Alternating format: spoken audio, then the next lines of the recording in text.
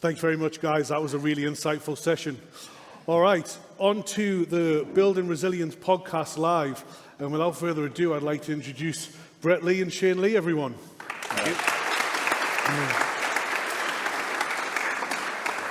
So they've both promised me that they've got up to speed with Zero Trust and all the other security tools, but I didn't want to put them on the spot, so I thought we'd talk about cricket. Noel actually did say, Shane, be on your best behaviour, but I'm sure it's a secure environment here, so we should be fine. Yeah. Boom, boom. Yeah. It's all on video, so you can say what you want, mate. Like we're doing the podcast, I thought it'd be good to really start with the start and just to hear more about your story before we get into some tales of resilience. And we are going to leave the floor open 10 minutes at the end of this to have some questions from the audience. So start thinking about some of the questions now. But if we go back to two competitive brothers playing a bit of backyard cricket, talk me through your journey from backyard cricket to playing for Australia. Older brother first. Well, I was the oldest brother, so I always batted first, which was great. Brett was the middle brother. Brett reckons I was a big cheat. Well, one day I scored 450. I think I only got out once, but then we had a younger brother, Grant, who, being the youngest brother, he had to field, so he retired at 19. He was sick of fielding. It was good fun. I've got to apologise too because I've hurt my neck, so if you see me doing this, I don't always look this awkward. Yeah, biggest cheat in backyard cricket, but a good older brother.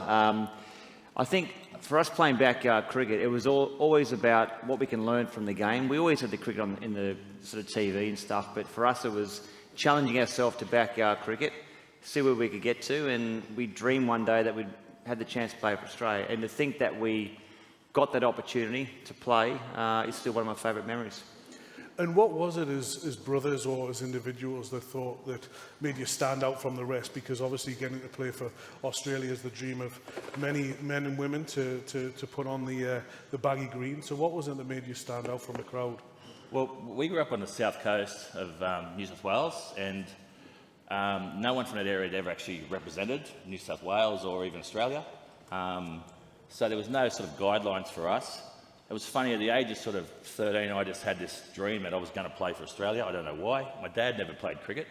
Our dad never played cricket. If you ask him now, he's played 150 test matches. But yeah, I just had this dream. We were very, very competitive in the backyard. Dad was very, very strong on the mental side of the game. Never give a sucker an even break. Make sure you're training on time. Do the 1%ers. And keep learning all the time, which was really good memory. I was very much a bully to Brett. That's probably what made him really resilient. He had to bowl to me for hours and hours and hours. So you can thank me for that nice house in Clontarf, mate. Oh, well, you're welcome. Mum was the athlete, actually. Mum was a 100-metre sprinter, and we're pretty lucky in terms of when we're playing cricket, like the genes, and to be able to do a 100-metre sprint at decent pace can help you to bowl fast. So Mum and Dad will still even argue about where the sort of so-called talent came from. But yeah, I guess with watching Shane start cricket when he was 11, which is quite old for a guy that wanted to go on and play for his country, and then threw me a ball when I was 9 and said, bowl to me. Well, how do you bowl? He says, just do that and do that. So I did that and did that. I thought, this is kind of cool. This is fun. You're making it sound easy. Well, I tried to bowl spin and I was rubbish. I couldn't bat. Fast bowling came a bit more natural, and to see the poor little helpless batsmen down there with their big wide eyes as the ball came down, I thought this is exciting. Mm-hmm. Exciting for you, maybe not so much for them. What was it like to put on the baggy green? What does that feel like the first time you walk out and represent Australia? Well, for me, it was 9. I said, because Mum and Dad asked me at the age of 9 what I wanted to be, and I said, well, I want to bowl 160 Ks, because I wanted to go past Jeff Thompson's record at 160.45, and I wanted to wear the baggy green cap. So everything that I did from the age of 9, and people say, well, how can you know what you did when you're 9 years of age? But I had this underlying current that was just urging me to keep training and training and training, and then at the age of 22, 23, when I first got given the baggy green cap, I know it's just a felt cap. I know it's green and it's just, but it's what the history about it, what it You know, to actually get given that beautiful baggy green cap, and I wanted to sleep with it on the first night, but I thought, I can't lob up to a test match in Melbourne, 100,000 people with a crushed baggy green, so I put it on the bedside table and wore it very, very proudly. It was funny too, Brett's first test match, he dyed his hair blonde, but it went orange, didn't it? So it was... Has anyone ever used sun-in? I would suggest if you're a sort of mousy blonde, don't use sun-in, because I went like a Gatorade bottle. So pretty embarrassing, my first test. Only 100,000 people at the ground, and I'm running in with, yeah, a bit like the colour of your beard, actually. Like my beard, yeah. It's a fast beard, mate, you know what I mean? It's a tried and tested colour for speed. So when you're on the cricket pitch, you're obviously, you both played against some of the all-time greats, and you played with some of the all-time greats. Talk me through who would have been the toughest person you played against. For me, there was two guys I played with and against, with Shane Warne. I'll tell you a few warning stories in a minute, but and it was Sachin Tendulkar. I bowled to Sachin in the '96 World Cup. I bowled 3 overs. Well, Glenn McGrath bowled first. He went 3 overs, none for 30. I came on and went 3 overs, none for 23. I didn't play for 2 years after that. So he's really tough. For me, Warney was an absolute genius, and on that particular tour, I was 22, first time in the Australian team, being called up, very excited. I was a young single guy.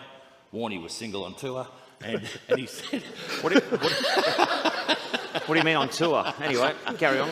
And he said, Shane, I'll introduce you to the world of cricket. And Eden Gardens, Calcutta, we were introduced in front of 1 billion people, live TV audience. There's about 100,000 people at the ground. And we all walked out by an individual Indian model. And Warney said, we'll get the best two for us, the Shane show. I said, great. And I was just hanging off every word. I thought, anyway, so he introduced us to a couple of girls, and I thought, how good is this? I'm going to keep training hard. I'm meeting some beautiful girls now. And we went back to the house. He said, come on, Shane show, it's all... And we got back there thinking, I think I was going to get lucky, and ended up meeting the whole entire family. We spent 4 hours signing autographs. Didn't quite work out like I thought it was. But you bounced back from it. We did. And you're here today. And that's why I'm resilient. Yes. That's why you're resilient. Never heard that story. And yourself, Brett, who the toughest people you played with and against? Definitely Sachin Tendulkar and Brian Lara, and I'll explain, the reason why. And for those that like cricket or love cricket, it's always about timing. How much time you have as a batsman. So, for example, if I'm bowling to Sachin Tendulkar and this is the crease, most people will bat and face there and have that time. Sachin Tendulkar felt like he was batting back here. He just had that extra metre of time. And as a fast bowler, that's something that you don't want to see, because time is everything. So you try to rush a batsman. Generally, it's around about 0.3, 0.4 of a second from the time you let go of the ball to the time it reaches the batsman. So under half a second. Sachin Tendulkar just made it look easy. But if you bowl 5 balls in the same area, he hits you in the same spot. Technically gifted, 200 test matches, the most ever for a cricketer. I mean, an absolute superstar, a legend. Brian Lara, the Caribbean flair. You'd bowl 5 balls in the same spot, hit in 5 different areas. So you might bowl the ball there, you'd go whack through backward point, move backward point, whack behind square, hit you over your head, give you a bit of a wink. Had that charisma about him and that character and that swagger. 2 good mates of mine, and guys I love playing against. And I think that if you get the sort of chance and opportunity to play against those best cricketers, that's when you sort of step up and really, really enjoy it. And when you've obviously been playing against those guys, and you've won a lot of tests, but there's also been some which you've really had to kind of break down and kind of get into the trenches to either win, or you've not quite come near it. What's it like, the leaders around you? Who have been the best leaders around you that have brought you up to give you that extra edge in the tough times? For me, I played under 2 great Australian captains, Steve Waugh and Mark Taylor. Steve Waugh was definitely a bigger supporter of me personally as a cricketer, but I think Mark Taylor was a better captain. But I'll tell you the story and you guys can make your own mind up. that 96 World Cup where I was picked, Mark Taylor was the captain, and we were playing a game at the SCG prior to going to India, and I'd generally come on as first change bowler around the 10th over. 10 overs went by, Mark Taylor had not given me the signal to warm up. 15 overs went by, still no signal from the captain. At 35 overs, he turned to Ian Healy and said, "I think I'm a bowler short here." And he says, "Shane Lee, the young fast bowler you picked in the team, here's your other bowler." He said, "Shit, I thought I was in the bloody team." So he brought me on. I took 3 for 12, and Bill Laurie's going, "Oh, he's a genius, Mark Taylor, holding Lee back." It's all about luck sometimes, isn't it? The way the cookie It's all about crumbles. perception, yes. Yeah, perception. You remembered, mate, Yes. from backstage. Perception. There you go. And yourself, Brett? What kind of leadership and what type of style did they have that really stood out to yourself? Yeah, look, I was very fortunate. I played a few games under Mark Taylor for state cricket.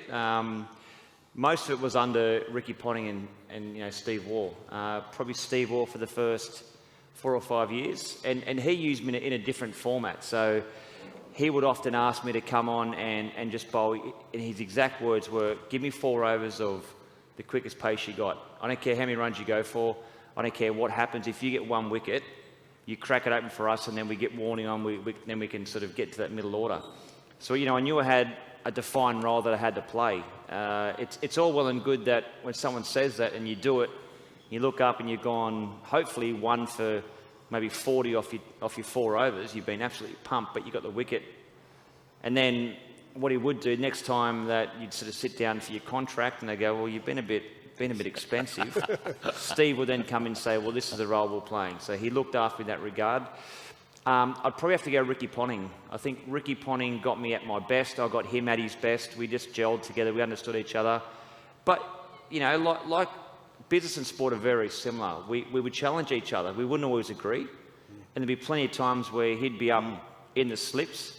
He'd be doing this, which means Yorker. Hit him on the toes. I'm like going, "I don't want to bowl a Yorker now." He'd be like looking at me doing the teapot. I'm like, "I'm not up in the bloody grandstand telling you to play a cover drive when the ball's on a good length. Just trust what I'm doing." So we'd go through these different challenges where he would want a certain thing from a certain bowler. But the great thing about punter is that he backed you 100%. And if he thought that over to you, you'll set your field, you live and die by that sword, that's probably what I needed at that particular time. But a great man manager. I've also played under captains, which I won't name, where you sort of find out that you're not playing. And it's happened. I was driving over the SCG, driving to the SCG over the Harbour Bridge, I should say. Be a good effort driving over the SCG. And I'm pumped. I'm playing a one-day match for Australia against England. I'm so excited. Getting there, we're going to warm up. And I hear on the radio that I'm 12th man. I'm like, "Oh, well, would have been nice to get a phone call from someone." Yeah. So leadership is all about man management, looking after your colleagues, making sure that you're on the same page, but also find a way to challenge what the guys and girls want to achieve in business and also want to achieve in sport. When you're looking back on your career, for yourself, Brett, you had some pretty serious injuries. You were the fastest bowler in the world, and you'd broken your back, and you came back from that. Can you talk us through what your mindset was in order to get back to your best after injury? Because Well, maybe just give a quick rundown of your injuries. You've had more broken bones than you can start with your stiff neck most today. medical wards. Yeah. I won't have a stiff neck next week. It's the same time next week, I'll be fine. But One of those clowns at the circus. well, when you go to the chiro or the that's very funny. Put the ping pong ball in the mouth. That's actually quite funny for you. It's funny today. When you go to the physio or the chiro and they say shade where you're injured, I shade everything but my eyeballs down, and that's literally how you feel sometimes when you're playing Test cricket. Mum and Dad said, "Don't play rugby, don't play league because you get injured." So 12 operations later, I still know I made the right choice. But for me, 16 years of age, almost 17 years of age, dived for a ball, and I felt a snap in my lower back. So imagine a school ruler. plastic rulers that the kids get at school, and you bend it and you bend it and you bend it. You see a little white crease come through, which is called a stress reaction or a stress version of a stress fracture. Then you snap it. That's what happened with my spine. So I had a complete pars defect or a broken back. Got told that I'll be out for 12 months in a back brace for 16 weeks. And they said, the doctor told me, he goes, at the age of 16, you won't be able to run the way that you want to run again. You won't be able, certainly won't be able to bowl, because counter rotation, hyperextension, or twisting and turning in layman's terms, not going to happen. You're going to keep breaking it and breaking it and breaking it. So at 16, I'm like, no, that's not what I've trained my brain to do. I'm going to play for Australia. Yeah. He goes, I know you want to, but it's probably not going to happen. I said, well, it will happen, and when I do, I'll get you a ticket to my first test match, which I did. So he's Indian, and he loved it because Indian Australian, and he went down and we're playing against India, so he was pumped. I got him a ticket. And so that was just a not giving up mentality. You were hearing the orders from elsewhere, but just that resilience and just that mindset to go, yeah, I understand the medical aspect to it, but the dream's bigger than the challenge in front of me. Yeah, well, just on that, like, you got to understand, Brett was in a full back brace from his pelvis up to his neck. And you turned 18, I took him out for his first night out in the town, and he had a full back brace on like RoboCop. And they even scanned us back at Dapto League Club, and they're like... And he used to drink port and lemonade, and I thought, I don't know how you met a beautiful wife in the end. It's a slow start. It's amazing what international sport can do. Isn't it? I know, yeah. But it's about actually knowing what you want to achieve, and not, because we've all had our knockers. There'll be people say you can't do this and you can't achieve that and you aren't good enough for that. But if you believe it deep down, and you've got to do the homework as well, you have to do the research, you have to do the hours. We would bowl for hours and hours and hours in the nets, and I hear today all this rubbish about a certain amount of balls that you can bowl as a 16-year-old kid. It's rubbish. You can't tell someone like a Tiger Woods, you have to hit 100 balls and walk off the course. You got to learn your trade, you have to understand and respect the trade. But when someone says you can't do something, it's not like I'm going to prove to them. You got to prove to yourself. Because half the battle, when you want to play for your country, it's 80% ability, 20% mental before you play. When you've been there for about 2 years, it's 80% mental and 20% ability. Because you've got the ability to do it. It's if you could stay there and you get through those hard times. How do you think you would have fared in today's game? Because if you have a look at talking about that resiliency, and there's a lot of talk that I've spoken to other people on the podcast about the junior games, there's no winners or losers. Whereas you guys were brought up, where there's only one winner when you score 450 in the backyard. Do you know what I mean? So that starts getting annoying after a while. How do you think you would have fared? I just want to clarify one thing before he jumps in. We had a rule in the backyard that if you nick it and the automatic wicketkeeper hits the bricks, it's out. Yeah. The pot plant, short leg, which was David Boone, because there's a voluptuous pot plant. You're caught in there, you're out. I nicked him off 4 or 5 times. He's like, nah, didn't hit it. Cheat, right? So there's no video. I finally got him out. He got me out first ball. I started crying. Mum came out, gave him a smack, got another bat, so I was I pretty spent happy. 5 years rooming with you in double bunk, so I'm resilient, right? I did the hard yards as well. Yeah, true. Now, look, I think, back to your question, what it'd be like now, well, T20 cricket wasn't around when I retired at 29. I'd probably got about $12 million a year, so it'd be pretty bloody good, I reckon. But look, it's different times. The thing I reckon I found really interesting, I was lucky enough to be the 100th captain of New South Wales. It's a great honour. The 99th captain of New South Wales was a guy called Michael Bevan, who was an exceptional cricketer, very intense guy, and they sacked him, made me captain, but kept him on as vice captain. So, and I find this with business as well, you can work with people, you don't necessarily have to like them away from your work environment, but you have to have a respect and get on with them, and you can try and bring the best out of each other, but you don't have to be best friends. And Michael Bevan and I had that relationship, and the first day I was captain, and he's still vice captain, it was like Rudd and Gillard sort of combination going on. We had a horrible day in the field, and Michael Bevan said to me at the end of the day's play, can I have dinner with you one-on-one? And he's a hard guy to talk to. Like, you could talk about property, yeah, not a bad understanding of that, and the game of cricket, exceptional, but nothing else. And I was like, Christ, I've had a bad day, now I've got to spend dinner with this guy, right? It's going to be punishing. Ladies and gentlemen, Michael Bevan, welcome. Yeah. Well, I told him a story, so I'm not speaking out of school here, but we sat down and he said to me, Shane, I thought you should have done this at the 32nd over. You should have brought on this change of bowler. I said, you are the vice captain, you could have mentioned it then. Yeah. And he goes, whatever. And then he goes, the 88th over, you should have done this. And I said, mate, once again, you could have mentioned it. And he looked at me straight in my eyes. He goes, I haven't got any friends. And I went, what do you think that is? And he says, I don't know, you tell me, you're the bloody captain, right? And we had a really honest relationship. And I said, mate, not once in the last 15 years have you asked me about my friends, my family, how I'm going. The very thing that makes you exceptional at cricket is that you are so in your own head, makes you able to perform in no matter what the situation of the game is. It's going to make you very lonely in the future playing golf on your own. And then to his credit, he really made an effort. But he didn't help me next day in the field either. No, it's important, right? One of the things which we're going to talk about to wrap up today is around, we did a mental health survey, and it's really important that we do kind of, just you there asking the question, and him asking you, and kind of sharing those stories, who knows what people go home to and stuff. So it's a really interesting point. The pressure of playing on that kind of the mental game. You're saying it's 80% capability, 20% in your head there. What were some of the areas where you were just under insane pressure? I know you mentioned earlier about when you now head to India, it's just non-stop for you, Brett, for that. But what were the in a nice way? In a nice way, it's 1.3 billion people that all love cricket, and they all follow you on Instagram. Well, not all of them, but I'm trying to get it up there a little bit more. So, Bretley _. No, I'm joking.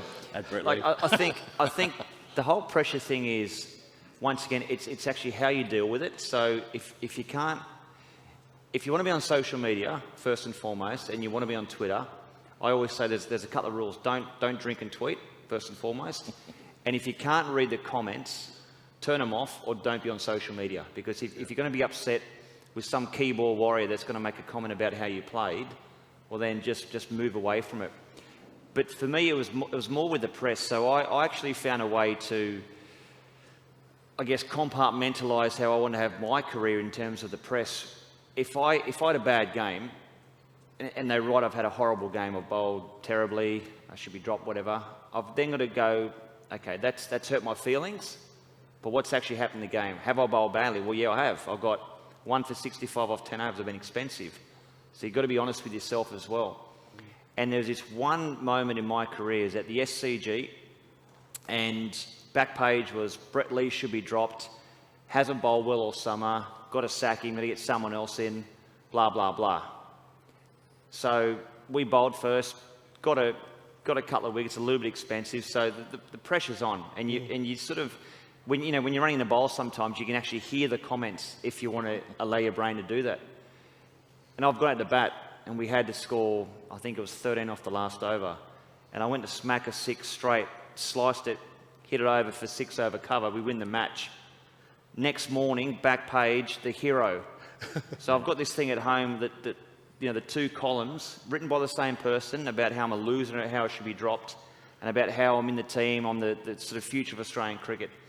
So if I would have gone down that road of listening to those inner demons and personally take them on board, well, it's a newspaper. If you can't deal with it, just get over it. And it's sportsmen and women now that, in particular, there are a lot of professional sport going on that complain about, and it is tough, but you're still playing sport for a living, and I think you're very privileged to do that, and very lucky to earn money out of it. The average length of any sporting career is 4 years across every sport. I played 12 years professionally. How long did you do? 20, 13 for Australia. Yeah. So we're really lucky to do that. For me, the hard bit was I got dropped twice when I actually did well, but it was due they were just going to change the team, and I was the easy one to leave out. I found that really tough, because you obviously expect it when you haven't done well to get dropped, and you go, okay, I'm going to start again. But when you've done well, then you take it really. I really struggle with that. Yeah. I'm going to head to the audience in 1 minute, but just kind of final comments from me. As you know, we always ask this to the people at the end of the show. You know what I mean? Ta-da! How would you define resilience? Well, it's how you look at yourself, I think. When you get up in the morning and you look yourself in the mirror and you think, what am I going to try and achieve today? We hear all those different cliches about if you want to get in the morning, start small, make your bed, you've achieved the goal. So if nothing else happens during the day and you hop back in the bed at night, at least you hopped into a beautifully made bed. Made one this morning, thank you. But for me, it was like, how do I become the best version of me? So with my bowling action, I wanted to have, in my eyes, the best bowling action. And up until the last ball I bowled professionally at 39, I never quite achieved that perfect bowling action, in my eyes. But resilience is about how you overcome those pressures, how you overcome the injuries. And I've played with injuries my whole life. But you've got to find a way to get through to your brain and almost turn off that pain barrier. So as an athlete, it was always about my body. How was my body going to cope? And in the mornings I'd get up out of bed, I couldn't even walk. But then you think, all right, well, I want to play for my country. Someone else would like to be in my spot. Get up, get the motor going, get in the pool, and then when you're out there and the adrenaline kicks in again, then you start to feel good. And it's the same with, we've all had it when you get up and it's cold in the morning and you think, oh, geez, I have to go to work. But once you're up and about, you're in a much better space. Yep. I stop at making my bed most mornings. That's the best bit for me. I think resilience is having the choice at the end of the day to choose to go and do things on your own terms. So if you start at that end, everything else you need to do to get to that point where you can say, I want to retire at a certain age, or I want to have a house by this time of my life, I want to be good with my kids, I want to, whatever it might be, doing everything to get to that point is resilience. And I think is what Brett said, it's doing something that every bit of your body's saying, I don't want to do, but you have to do it to get to that end point. Yeah, thank you. Great pragmatic advice for everyone there. All right, let's head out to the audience. Can I have a show of hands? Who's got some questions? One in the front. I can probably hear you, mate, if you want to yell it out. It's Michael Bevan's cousin. Give me my regards. Brett, you mentioned the importance of man management within teams to kind of understand motivations and understand what drivers are going to enable you to get the best out of individuals within the team. And question for both of you, how have you both been able to align that to the team's overall goal? And to make sure that, yes, you're getting the best out of that individual for what they're trying to achieve, but how do you align that to the overall objective to make sure that they're working as a cohesive unit? Yeah, look, it's a very good question. And we play in a team sport, so 11 players, you've got your 12th man, 13th and 14th. The way that we went about our business, everyone was exactly the same. Whether you're 12th man or 13th man, you're as important as the guy on the field. But also, too, you're 11 players that are individual players. So for me to help the team, I had to bowl the best. I had to take the wickets. I had to do my job. And it's the same here. Everyone has to do their little part in order to make the whole team run. But also, too, making sure that whatever you're doing, you're not going to try to cut someone at the knees and get to that end job. We had a test team from 2001 to 2004 where we pretty much didn't change the whole team, and we knew that if we collectively do a great job and are successful, then we're not going to have 15 guys come in and try to take our job. So if you do your job well, respect what the team environment is, respect what the end goal is, and have a great leader, because at the end of the day, the captain makes the call. He or she makes the call. You mightn't agree with it, and you might challenge it, but you respect it at the end of the day. Yeah, it's definitely communication from the top down. I think defining what everyone's role is, asking questions. It's you having the self-awareness to work out what your role is and how you can improve that role and expand on it. But communicate that, ask questions, try and some of the parts is always greater than individuals, and cricket it's a team sport, as Brett said, but it's a team of 11 individuals really, and how they come together. But it's just really, and there's no greater feeling. That Australian cricket team we had, where there were games when you personally didn't do well, but you were so excited for your teammates who did. That's a really tough culture to create. If you get there, it's pretty special. Thank you. Next questions. First of all, thank you so much for making time for this. I'm having a real fanboy moment seeing both of you. If I may ask a very basic question, from the age of 9 till 29 and 39, to be able to make for the Team Australia and play for that long requires a lot of discipline, commitment, day in, day out. What advice would you give my 7-year-old kid that this is how you approach your dream and this is how you stay disciplined for that long, so many years? I think you have to learn to be able to adapt. The thing that I've noticed with playing Test cricket, then to go to one-day cricket, they changed the captains. It was a changing of the guard, so to speak. And then T20 cricket came along in, 2006, I think it was. As a fast bowler, we had to learn how to adapt. And if I bowled the same way I'd bowl in a Test match, I'd get absolutely pumped. I wouldn't be in the team long. So I had to be able to adapt and change the way that I thought about the game. So, the advice I give to the young kids coming through, try everything in the nets, try everything that you want to do behind the scenes. When you get out to a game, you've got to make sure that you are so confident. For me, it was having three balls. And there'd be times where I would be playing a game, say tomorrow night at the SCG. I'd train this afternoon, I might bowl an hour straight just bowling Yorkers. Because I knew that if I had a bowl against Sachin Tendulkar when he's on 90 and when they need 10 runs to win off the last over, I had to nail and execute that Yorker. So be confident of having 2 or 3 things up your sleeve that you do very, very well. You can have 16 different balls that you want to bowl, but pick 3 and execute those 3 perfectly. Yeah, you have to almost be on autopilot. People say, you often hear the sporting term, I was in the zone. Well, what does that mean? It means you're almost like in this sort of, a different plane, a state of mind where you're just reacting to exactly the ball. You're not affected by the situation around you. But that just takes hours of practice and doing it. And it's funny, we both love our music. We played in the band Six and Out. Those who haven't got a CD, I've got about 4,000 in my garage. We're a bit like the Eagles, we're on a 14-year vacation. But My car got broken into when I was 21, and they flogged about $20 out of my ashtray back then in my little car. We had 6 and Out CDs on my passenger seat. They did not take one. I mean, they could have taken one. They've listened to it.